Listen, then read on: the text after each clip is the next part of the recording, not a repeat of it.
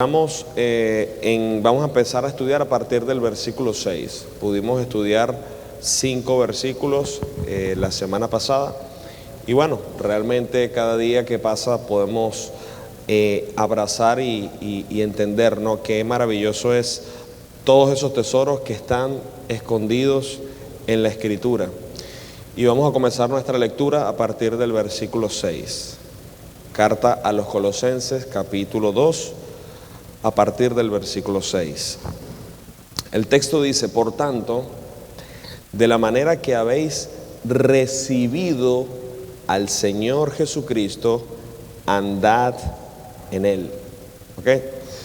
Hermanos, es importante saber que para nosotros como cristianos no es suficiente con solamente decir que usted ha recibido a Jesús con la mentalidad nada más de aceptarlo como el Mesías ungido que proclamó un mensaje de salvación, porque ese es el mismo pensamiento que tienen muchas personas en el mundo, que de hecho usted le pregunta a una persona que no es creyente: ¿usted sabe por qué Jesús vino al mundo? Y a lo mejor le puede responder: bueno, Él vino a este mundo a morir por la humanidad. Se lo dicen de una manera general, se lo dicen como sabiendo cuál era la misión y el propósito específico de Él. Sin embargo, eso no significa de que esa persona realmente haya aceptado a Jesús como su Señor y Salvador. No necesariamente esa persona ha entendido que Jesús, al morir en la cruz, ¿ok?, al haber estado allí en la sepultura durante 3 días, pero haber resucitado, eso permite que la persona, cuando pone la fe en Él, eso hace por Él expiación por todos sus pecados, para que esa persona pueda ser salva, para que esa persona pueda ser justificada delante de Dios, para que esa persona ahora tenga en el Hijo vida eterna. Entonces, lo importante de todo esto es que Pablo dice: de la manera en que habéis recibido al Señor Jesucristo, pero lo dice en el término en que el cristiano sabe. Recibir no es solamente un entendimiento superficial de lo que vino a hacer el Señor, sino de que usted está en completa armonía con el mensaje. Ayer estaba visitando a una pareja, uno es compañero de trabajo mío y con su esposa, y bueno, estaba allí visitándole más que todo para también hacer una oración por ella, ya que va a pasar ella por una cirugía dentro de unas 2 semanas, pero no tenían previsto que unas visitas le iban a llegar. Y yo, bueno, no hay ningún inconveniente. Y más todavía porque esas visitas no eran creyentes. Entonces se abrió un espacio, ¿no?, para poder hablar el evangelio con ellos. Y una de estas personas que asistió, digamos que tiene como tradición familiar la religión santera. Y uno le hablaba a ella acerca del evangelio y de la fe, y ella decía: sí, pero es que nosotros creemos en Dios. Sí, pero nosotros también leemos la Biblia. Y de cierta manera ella trataba de evadir que no había necesidad de aceptar a Jesucristo como un Salvador, porque ellos creían en Dios y ellos también leían la Biblia. Entonces, fíjense cómo está el mundo engañado, fíjense cómo el mundo está equivocado, creyendo que ellos pueden estar bien con Dios supuestamente, pero también seguir haciendo lo que les place, ¿ok? Que piensan que pueden estar bien con Dios, pero a la vez ese Dios va a tolerar y permitir de que usted practique cualquier tipo de creencia que precisamente va en oposición a la Escritura. Entonces usted se da cuenta que muchas veces son respuestas ya programadas, pensadas, por si alguien le dice esto. Sin embargo, bueno, yo le dije a los muchachos que si son creyentes, le dije: no importa si no vimos automáticamente una profesión de fe. O sea, no es la primera vez en la que una persona tiene que ser expuesta al evangelio muchas veces para que la persona realmente comprenda el mensaje y acceda al mensaje de salvación, ¿no? Pero lo importante es que sí se dejó bastante en claro, ¿no?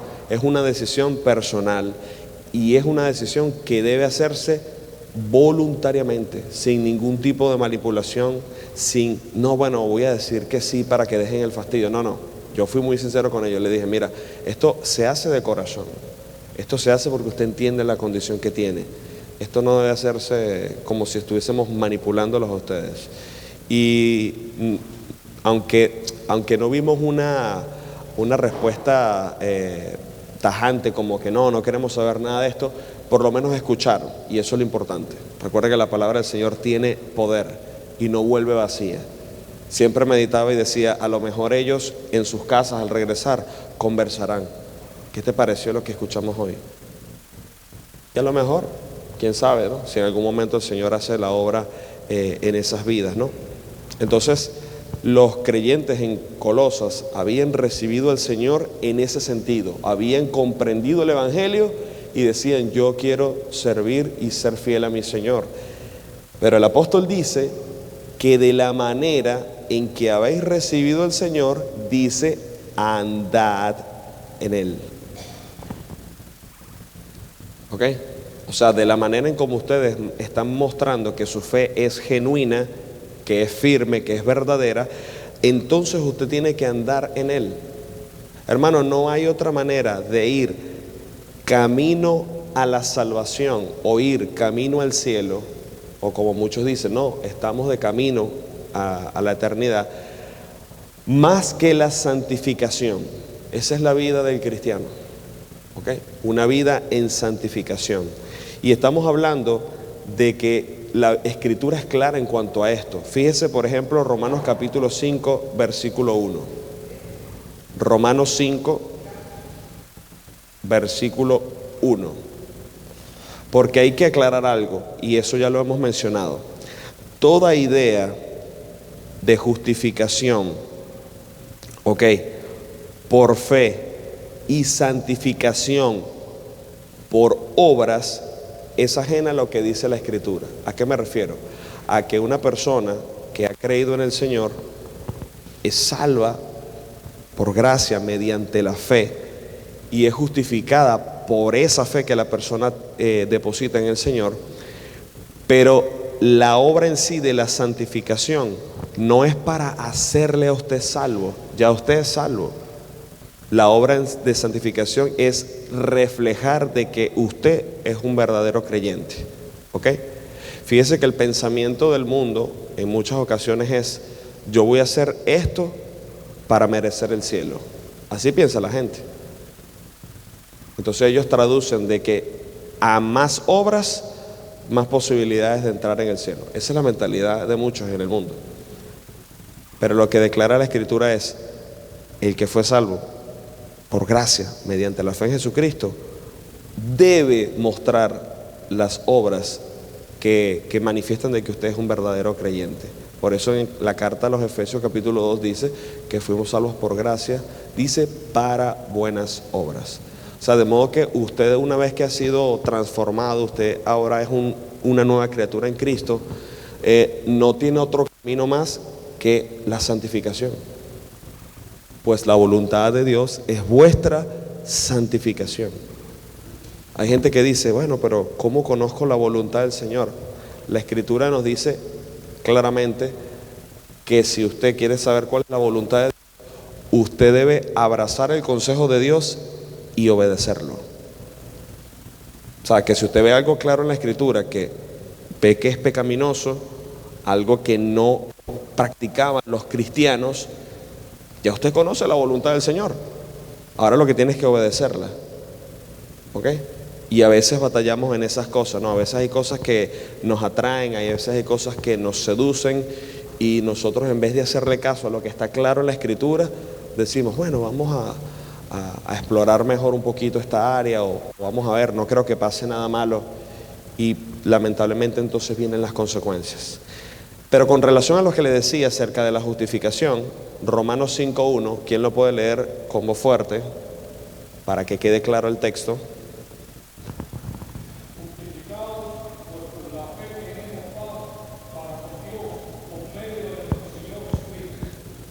Correcto, dice, justificados pues por la fe tenemos paz para con Dios por medio de nuestro Señor Jesucristo. Es uno de los textos más claros acerca de la justificación. Pero también en la carta a los Filipenses, capítulo 2, versículos 12 y 13, ¿Quién puede leerlo?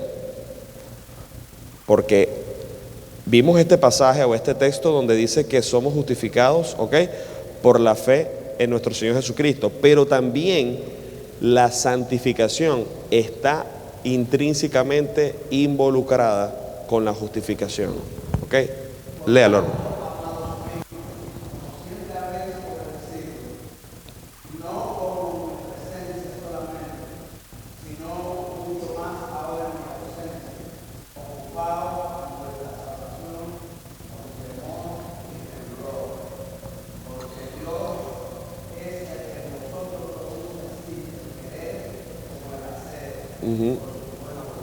Amén.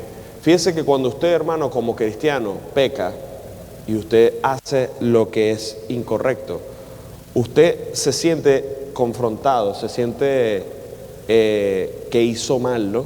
Sabe que le falló a su Señor, sabe que desobedeció, ¿ok? Sabe que erró al blanco, que es el significado de pecar. Entonces, ¿quién es el que produce esa reprensión en usted? El Espíritu Santo, que mora en el creyente, ¿ok? Porque cuando alguien está en el mundo viviendo en sus placeres y vanidades, hace muchas cosas malas y ni siquiera a veces tiene un cargo de conciencia, ni siquiera a veces tiene remordimiento. La preocupación del impío es que no lo descubran para no sufrir las consecuencias, pero no es porque esté afectado por lo que hizo, no es porque diga, bueno, lo que hice yo era pecado contra Dios. El mundo no piensa así, pero cuando usted y yo como cristianos pecamos, inmediatamente hay una reprensión del Espíritu Santo. Es en este contexto donde la Escritura dice que el Señor pone en nosotros el querer como el hacer, es decir, sabemos la voluntad de Dios revelada en la Escritura, en su palabra. Y el hecho de que nosotros desobedientemente y voluntariamente a veces pecamos contra el Señor todavía en su amor y misericordia nos dice, cambia de dirección, sal de allí, no debes seguir allí. Y es donde entonces nosotros tenemos que reflexionar, arrepentirnos de nuestro pecado y volver al Señor, que es amplio en perdonar. Entonces, siempre la voluntad del Señor es el bienestar de sus hijos. El Señor Jesús no se equivocó cuando Él dijo que ha venido para que ustedes tengan vida y vida en abundancia. ¿A qué se refiere esto, hermano? Usted va a seguir viviendo la vida tal cual como los otros seres mortales, ¿sí o no? Tiene que seguir trabajando, van a seguir estudiando, van a seguir haciendo quehaceres y oficios, van a seguir criando a sus hijos, tienen que seguir comiendo, tienen que hacer muchas cosas y no están exentos de padecer lo mismo que los otros. Pero cuando dice vida en abundancia, es que usted va a estar con la presencia del Señor que Él ha prometido para sus hijos y aparte las bendiciones que radican por la obediencia. Por eso en el Salmo 1 nos dice, ¿verdad?, que ese hombre, ese varón que permaneció en la palabra del Señor, que meditaba en Él de día y de noche, que estaba alejado del camino de los malos, que no se congraciaba en los que se escarnecían acerca de la fe y del Evangelio. ¿Cuál es la retribución que van a tener esas personas? Dice la Escritura, será como árbol plantado junto a corrientes de agua, que da su fruto en su tiempo y su hoja no cae, y todo lo que hace prosperará. Entonces, no siempre la prosperidad está asociada a dinero. A veces lo pensamos así. Pero hermano, como ayer el hermano estaba comentando en la reunión de caballeros, a veces nosotros como cristianos no somos agradecidos con el Señor como debiéramos, ¿ok? Porque a veces caemos en el error de pensar, oye, fulano de tal, una persona que no conoce al Señor, que no tiene temor de Dios en su corazón, parece que le va bien y es de maravilla. Y vemos que se deleitan en el mal y están progresando y prosperando. Y nosotros de repente a veces caemos en el error de decir, ¿y por qué yo no? Ayer estábamos haciendo una reflexión en el Salmo 73, donde Asaf también cayó en ese mismo error. Y después concluimos que cuando él entró en el templo, dice, hasta que entré en el santuario y comprendí el fin de ellos. Estar en este lugar nos hace comprender. Es una bendición estar aquí y saber que somos salvos, pero más que todo eso, contentos con lo que tenéis ahora. ¿Ok? Es motivo para dar gracias a Dios nada más el hecho de que usted, hermano, puede valerse por sí mismo. ¿En qué sentido? En que usted no está discapacitado, por ejemplo. Usted no le falta una pierna, no le faltan dos brazos. Puede ver, puede oír. Hay gente que no tiene esa ventaja en este momento. Y ser dependiente de otra persona para poder comer, para poder bañarse, para poder caminar, créame que no es fácil. Y es verdad, esa es la realidad. Muchas veces nosotros no apreciamos lo que tenemos y estamos pensando que el que está afuera pareciera que fuera más bendecido, y no es así. Pero bueno, son debilidades que a veces uno como cristiano sin darse cuenta cae. Pero importante, hermanos, la santificación es evidencia de la justificación. Usted no lo hace diciendo, bueno, voy a hacer esto para que me graben y me publiquen allí en internet. No, usted lo hace porque ahora le nace el corazón, porque ahora su deseo es servir y reproducir en Cristo en su vida cristiana. Gálatas capítulo 5, versículos 22 y 23, que nos muestra claramente acerca de del fruto del Espíritu en la vida del cristiano. Yo sé que quizás muchos estamos fallos en muchos de estos aspectos, pero debe seguir trabajando en esas áreas de su vida. Gálatas 5, 22 y 23, ¿quién lo puede leer con voz alta?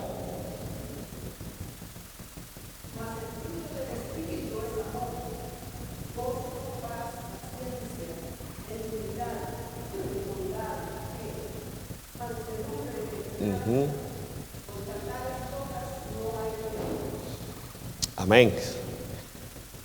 Fruto del Espíritu que nosotros tenemos que replicar, y que no es fácil, como les he dicho, porque aún cuando a veces en la iglesia se ven problemas y dificultades, le aseguro que es más fácil mostrar amor, paciencia, mansedumbre, benignidad con los hermanos en la fe.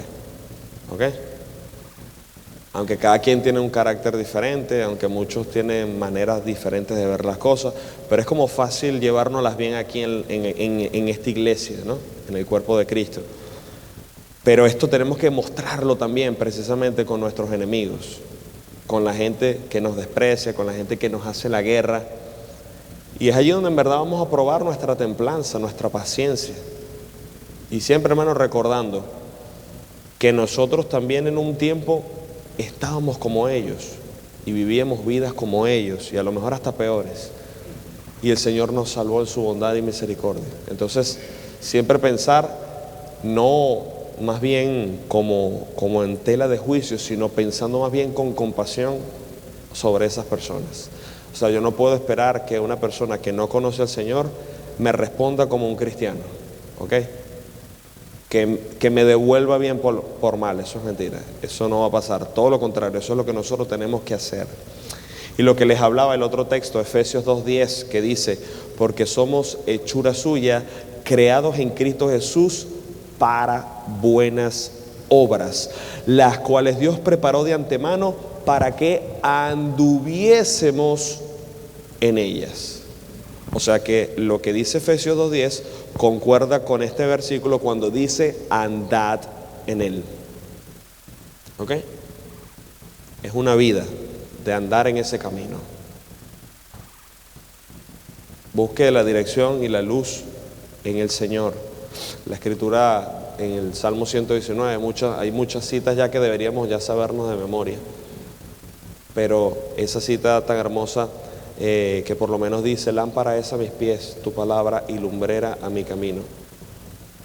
Ahí está, la revelación del Señor nos va a dirigir para que no solamente evitemos caminos de peligro, sino de que precisamente podamos ayudar a otros a guiarlos por la senda correcta.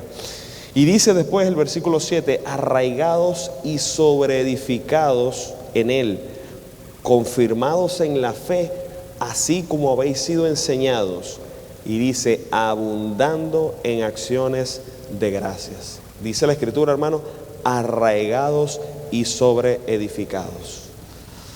Hermanos, todo esto es posible por la persona de Cristo. Cuando dice aquí arraigados y sobreedificados en Él está haciendo referencia a nuestro Señor Jesucristo. Pablo por eso podía declarar, porque para mí el vivir es Cristo y el morir es ganancia, como lo dice en Filipenses capítulo 1, versículo 21. Pablo, con su ministerio, con todo lo que nosotros vemos en las Escrituras, con las cartas y los testimonios que hay acerca de él, podía declarar, porque como tenía a Jesucristo como su Señor, como su Salvador, y estaba arraigado y sobreedificado en él, podía declarar, como dice Efesios 4:13, todo lo puedo en Cristo que me fortalece. Su confianza no estaba en sus conocimientos y sus habilidades, como lo hemos mencionado, sino en que su fe estaba puesta en Cristo. Y también dando gracias al Señor, el cual nos lleva siempre de triunfo en Cristo Jesús. Nos lleva siempre de triunfo en Cristo Jesús. Hermano, un cristiano debe entender, como dice aquel himno, ya tengo la victoria, pues Cristo me salva. Me buscó, me compró con su divino amor. Me imparte de su gloria, su paz inunda mi alma. Victoria me concedió cuando por mí murió. Así dice el himno que cantamos. Entonces, esa es una victoria, hermano, de la cual usted muchas veces y yo se nos pasa por alto. Y no nos damos cuenta de que ya todo fue completado en nuestro Señor. La victoria sobre Satanás, sobre el control y el dominio que tenía el pecado sobre usted. Porque no significa que el pecado no siga siendo un problema actualmente, pero ya usted no es más esclavo del pecado. Ya usted no es hijo de Satanás, literalmente, como dice el texto, ¿no? No tiene por qué obedecerle. No tiene por qué seguir siguiendo sus instrucciones. Lo que pasa es que el maligno siempre va a utilizar la estrategia que ha utilizado desde el principio, la tentación. ¿Ok? Se va a acercar a nosotros muy sutilmente, mostrándonos muchas ocasiones, muchas cosas que podemos hacer y explorar aparte de la fe. Y lamentablemente llama mucho la atención, ¿no? Lamentablemente lo que Él ofrece atrae, pero por eso tenemos que estar llenos de su palabra, ¿no? Para poder discernir cuando este ofrecimiento no me conviene. Y responder como el Señor dice, escrito está. Escrito está. De repente a un jovencito de nuestra iglesia, ¿no? Se le presenta a una muchacha que no es creyente. Y si ese jovencito está agarrado en el Señor y conoce la Escritura, pudiese decir, escrito está. No juntéis en yugo desigual con los incrédulos, ¿verdad? O sea, si estamos llenos de la Escritura, vamos a tener no solo la convicción, sino la respuesta ante la tentación. Pero si no estamos llenos de la Escritura, podemos, sin darnos cuenta, empezar a acceder y lamentablemente caemos en la trampa del enemigo. Entonces, todo cuanto tiene que ver con la vida cristiana habla de una relación íntima con nuestro Señor Jesucristo, y de esa manera nos sentimos relacionados, identificados con Él y completos en Él. Lo mencionábamos también ayer en la reunión de varones. Si tenemos a Cristo, lo tenemos todo. Realmente no tenemos carencia de nada. Lo que pasa es que nosotros muchas veces nos dejamos ver y guiar por lo que el sistema del mundo muestra como, mira, si tienes esto ya estás resuelto, ya eres feliz. Y en el Señor tenemos todo.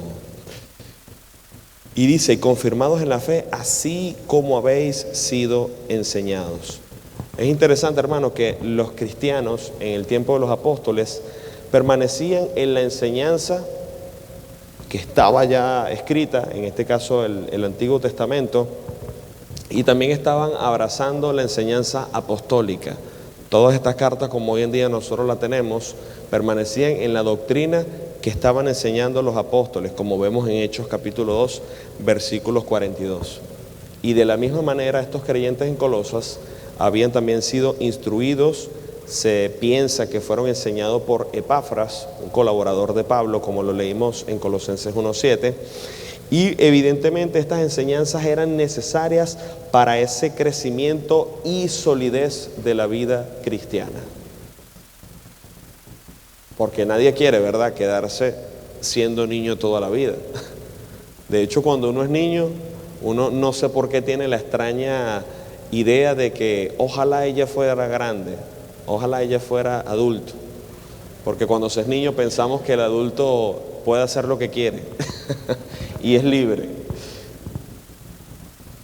Pero la realidad es que si un padre tiene un hijo que van pasando los años y no crece y no se desarrolla, eso es una preocupación, es una alarma, es más bien algo que diga, algo no está bien.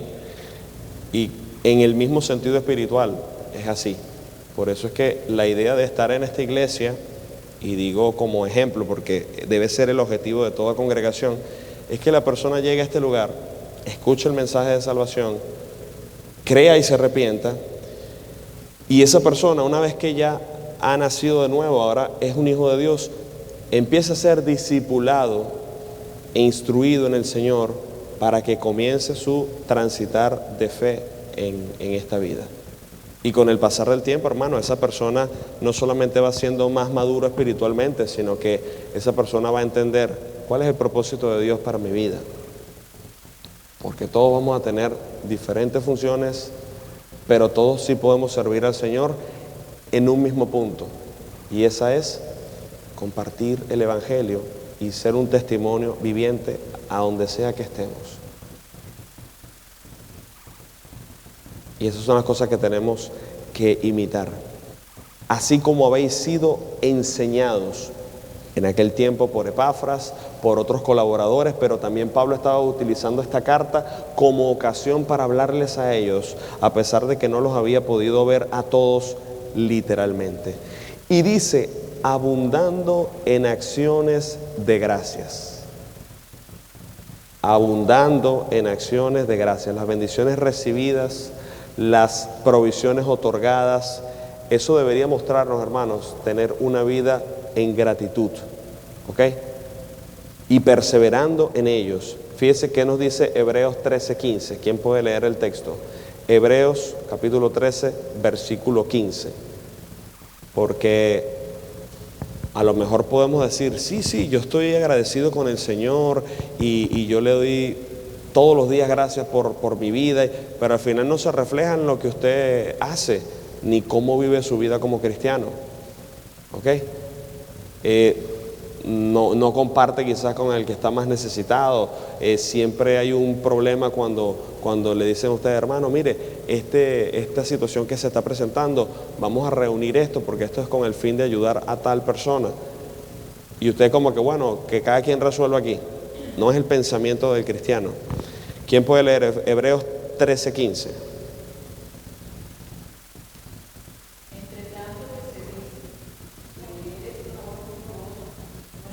Hebreos 13:15. 13:15. 13:15. Ajá.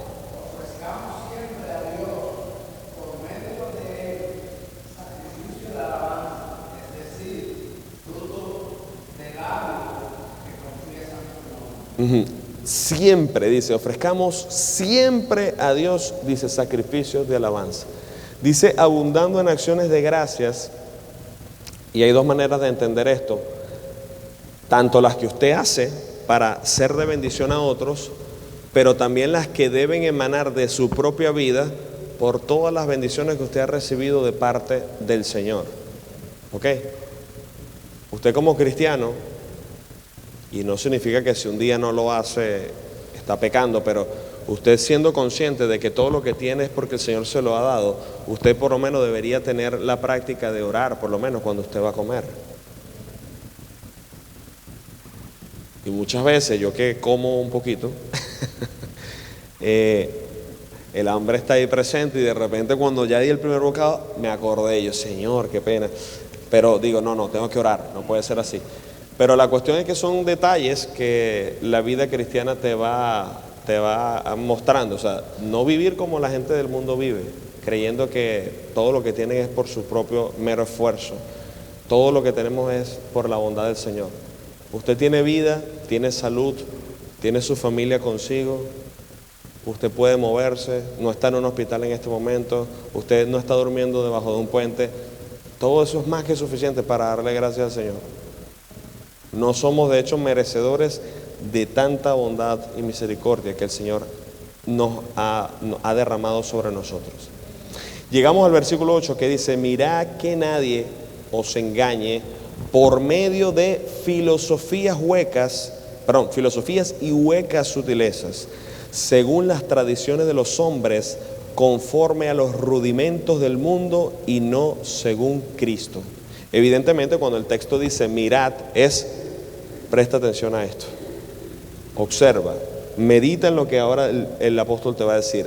Que nadie los engañe por medio de filosofías y huecas sutilezas.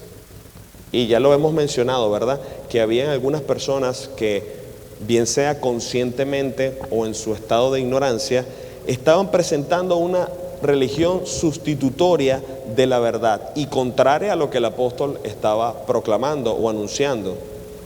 Que aunque esas enseñanzas se podían quizás sustentar de una manera bien atractiva y lógica, muchas veces estas enseñanzas religiosas, bien sea de los gnósticos, por ejemplo, de los mismos judaizantes o cualquier otra persona que estaba envuelto en las religiones, ¿no? Y en la cultura tanto romana como inclusive griega que habían atraído, tenían apreciaciones extrañas en cuanto a la comida, en cuanto a la bebida, en cuanto a las festividades, en cuanto a rituales y muchas otras cosas. Y vuelvo al ejemplo que le di al principio.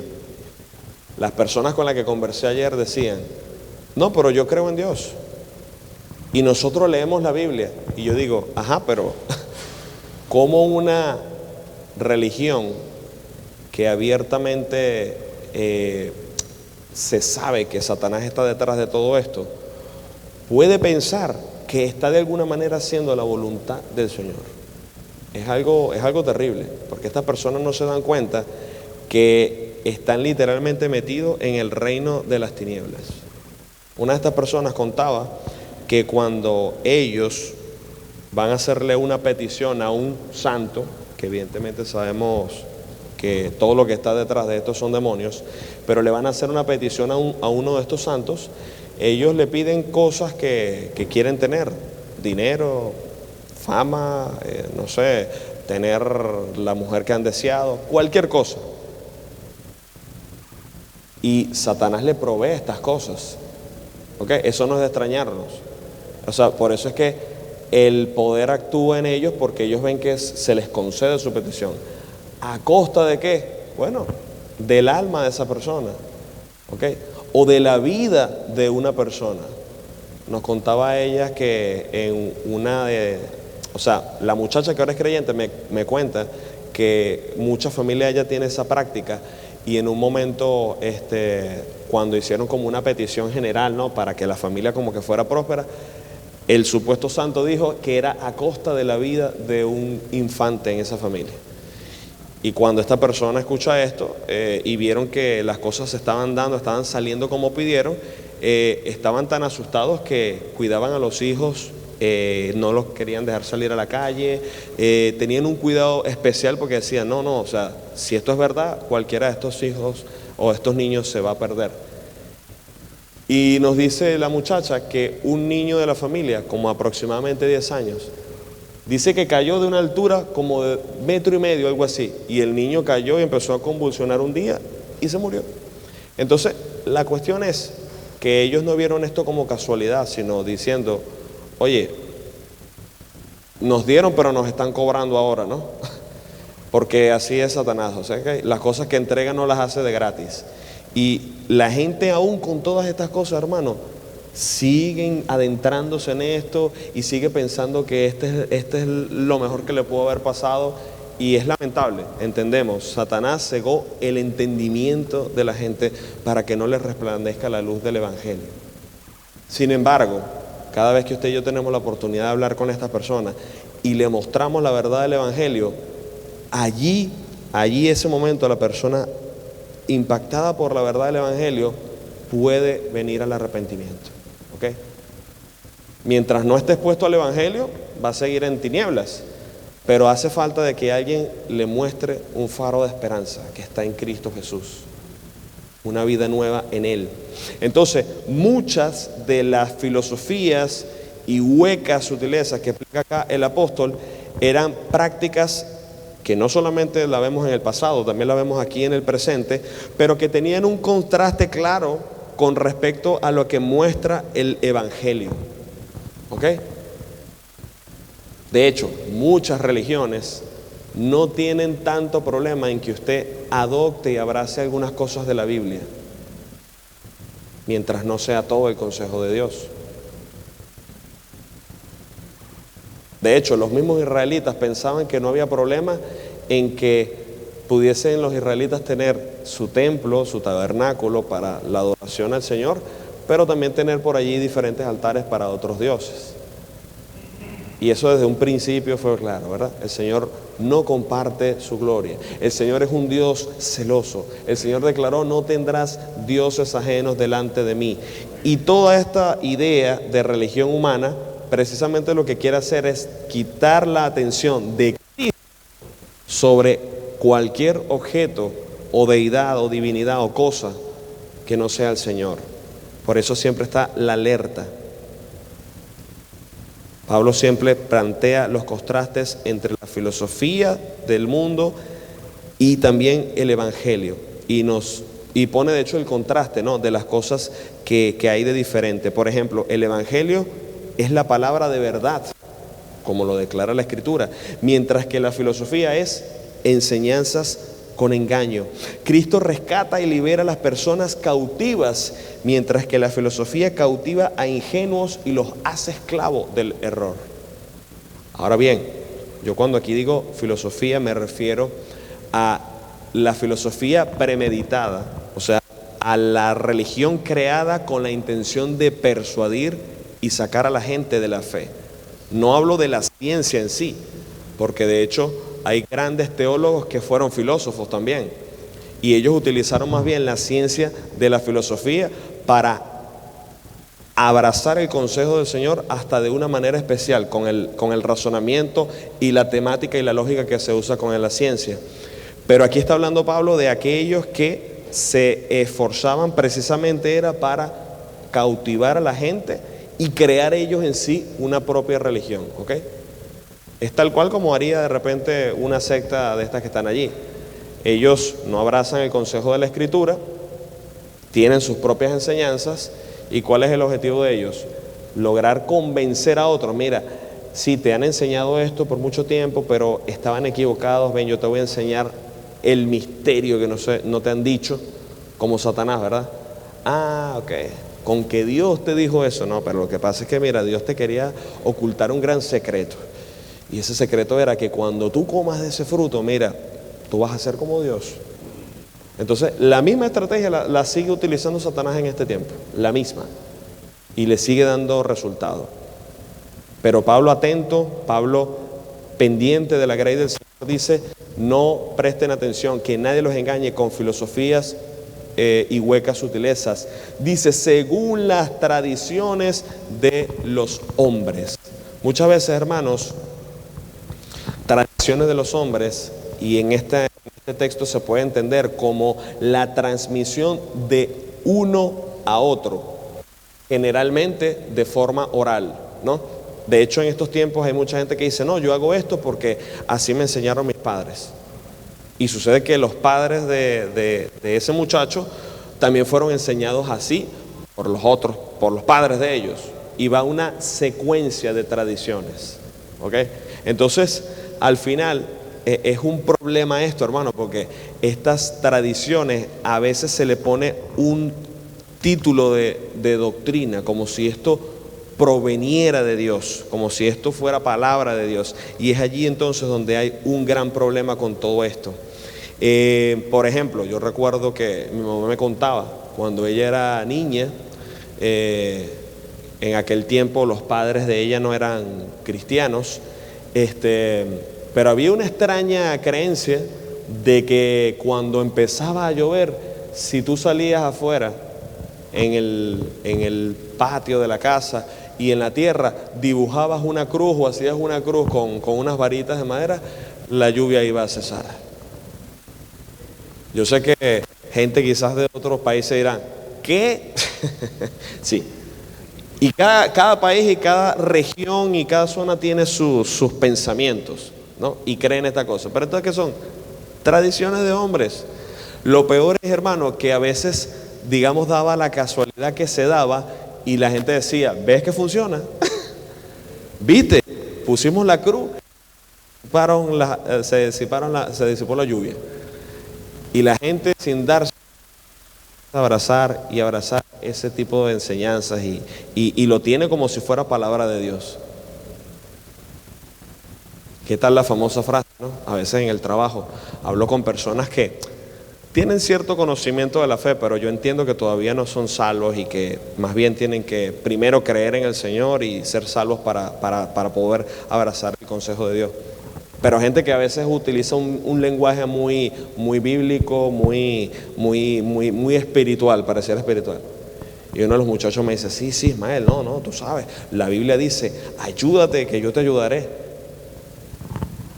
Y yo menciono, claro, yo no se lo quise decir directamente como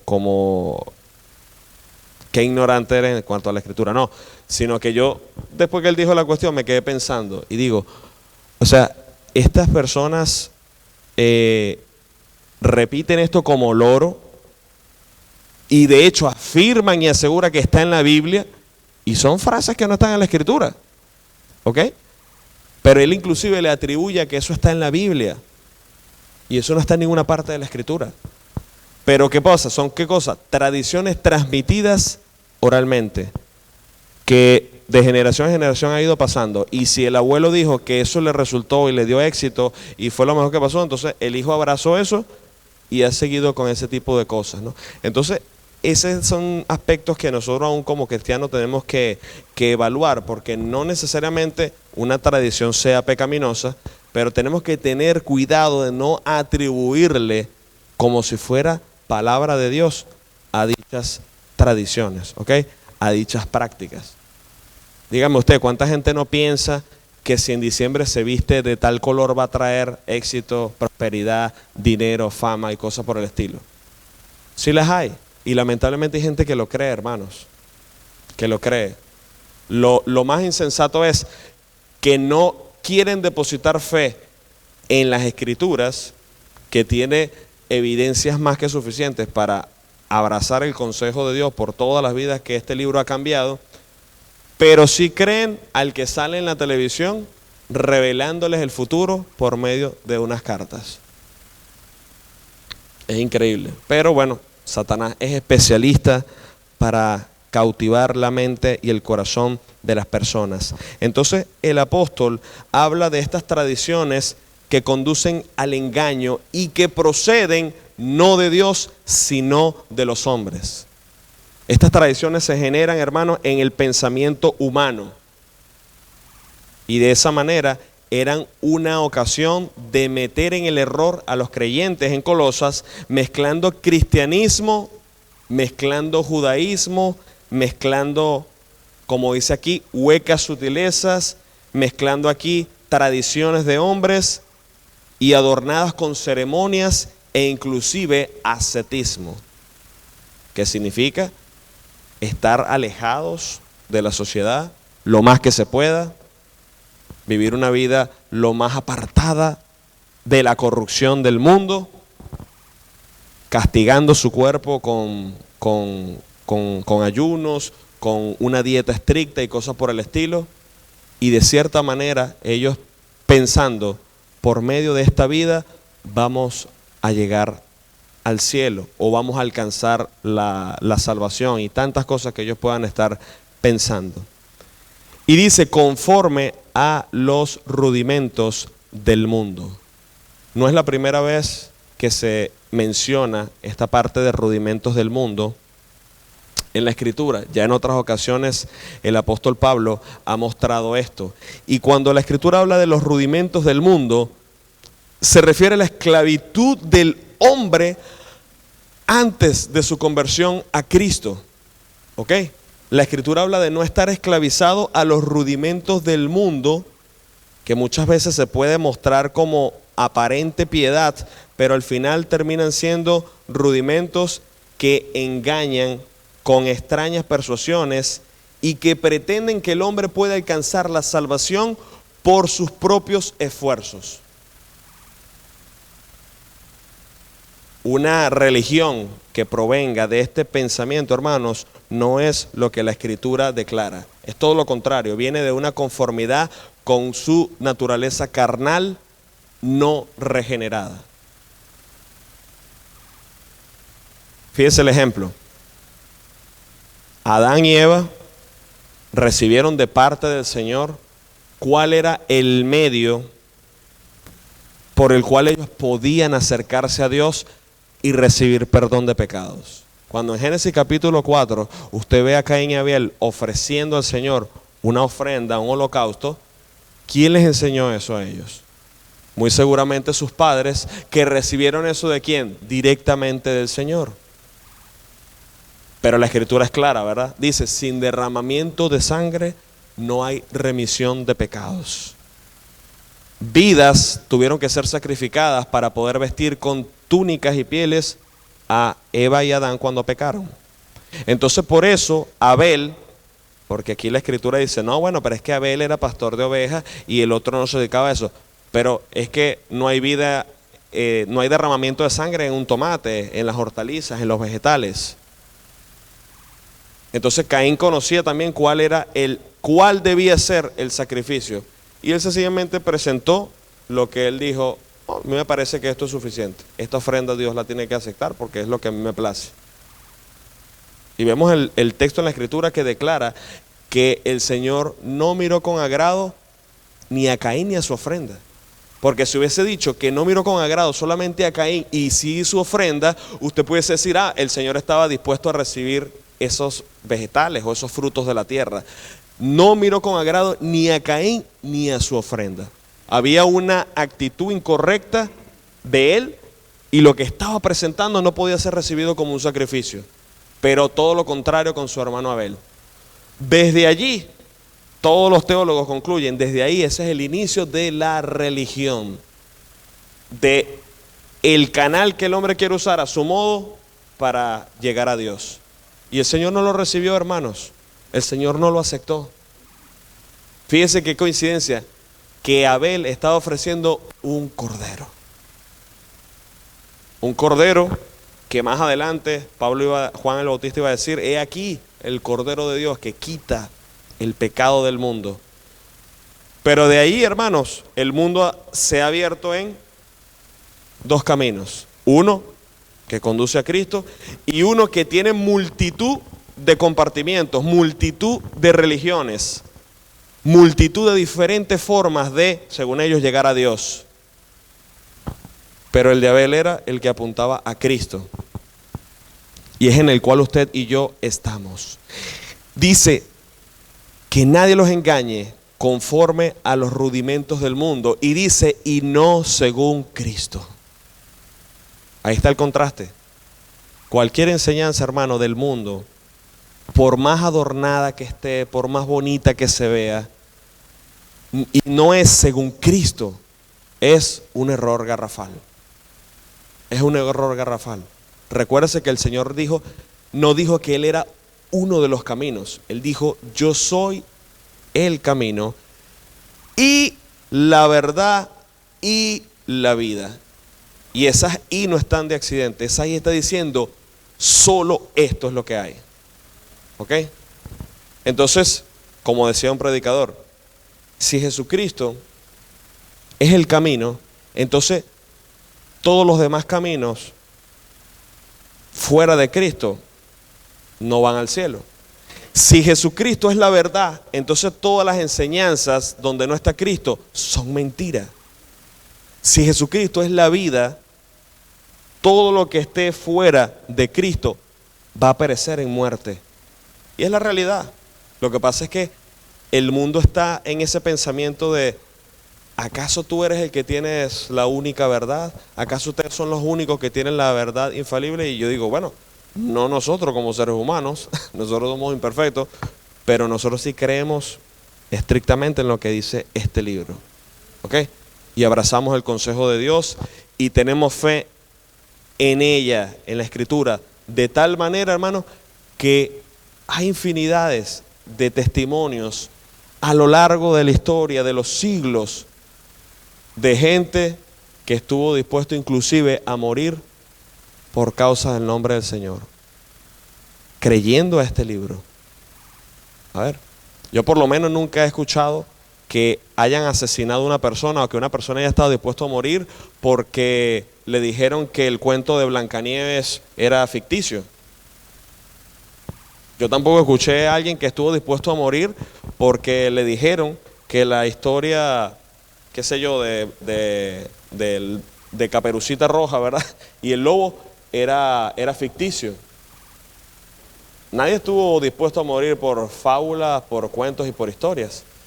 Pero hubo gente que sí estuvo dispuesto a morir por el mensaje aquí escrito. ¿Acaso usted cree que eso no es evidencia más alta para decir, esto lo que dice este texto es verdadero, lo que dice la Escritura es verdad? Ya terminando, ayer en la reunión de caballeros decíamos, el cristiano no tiene razón para no tener gozo y paz en su corazón. ¿Por qué razón? Porque para lo que es el mundo, lo más trágico, que es la muerte, Pablo dijo, el morir es ganancia. ¿Ok? Y es verdad, la gente, humanamente hablando, le teme a la muerte. No es que sale a la casa diciendo, bueno, Señor, voy a atravesarme ahí donde pasa el tren para ya estar contigo. No, no es que usted actúe así como cristiano, pero usted no tiene temor, sabiendo, como dice el texto, que estimada es a sus ojos la muerte de sus hijos y que el Señor nos guiará aún más allá de la muerte. O sea, qué seguridad, hermano. Usted no se va a llevar nada en este mundo, ni sus huesos, pero el Señor va a estar con usted todos los días hasta el fin del mundo. Padre, gracias te damos, Señor, en este tiempo de escuela dominical. Bendice, Padre, el tiempo de servicio que ahora vamos a disfrutar. Te ruego, Señor, que tú traigas con bien a todos los hermanos que vienen en camino y que podamos recibir, Señor, también de tu palabra, Señor, ese mensaje que tienes para nosotros. Bendice al pastor, dale sabiduría, Señor, llénalo de tu Espíritu Santo y recibe todas las alabanzas, Señor, y la adoración que traemos para ti, Señor, como olor fragante. Todo eso te lo pedimos en el nombre de Cristo Jesús. Amén.